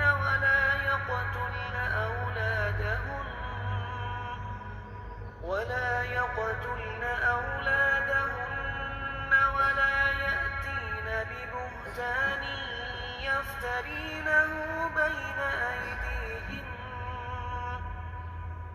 بين أيديهن وأرجلهن ولا يعصينك في معروف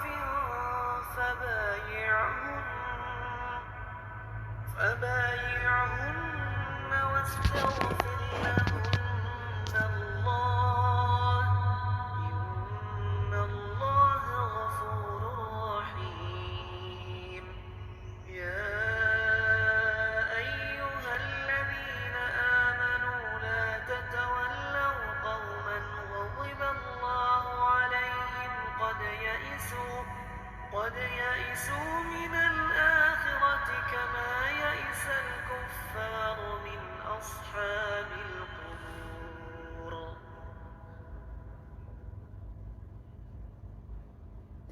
وآخر دعوانا عن الحمد لله رب العالمين.